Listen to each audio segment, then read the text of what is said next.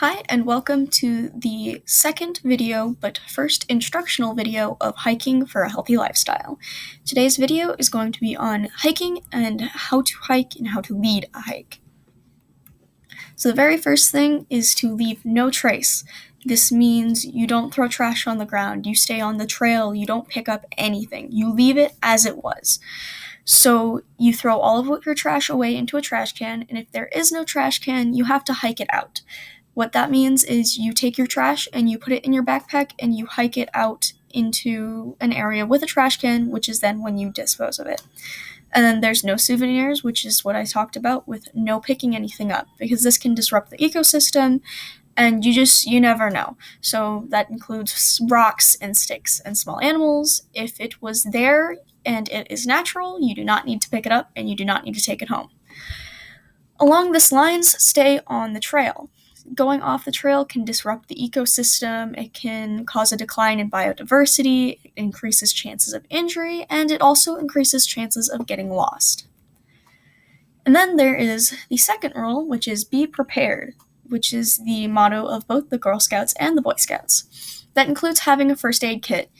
You should have at least one in your group at all times. It should include basic stuff like band-aids, antiseptic wipes, antibacterial stuff like ointment, butterfly bandages for deeper cuts, gauze, medical tape, splinter tweezers, because splinters are very common on hikes, and insect-slash-anti-itch ointment or spray. Usually these are a spray of some kind.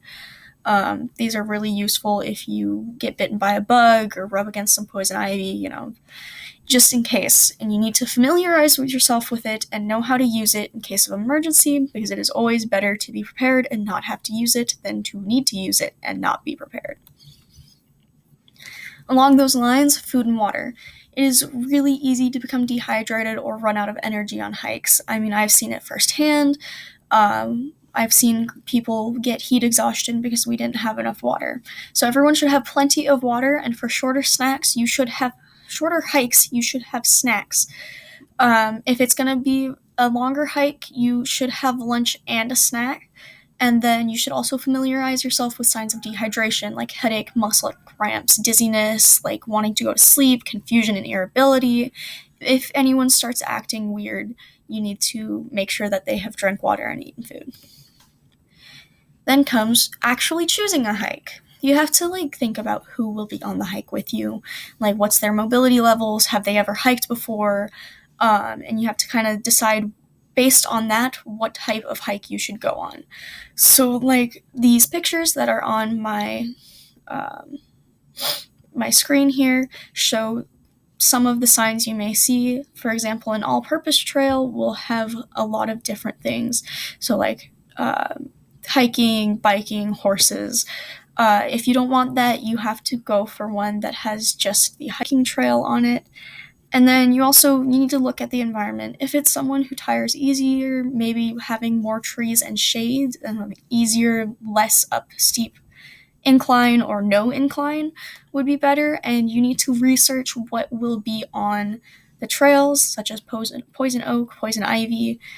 If there's going to be water near the trails in case someone in your group wants to run off and get in the water. And you need to pay attention to the signs, as I've said before.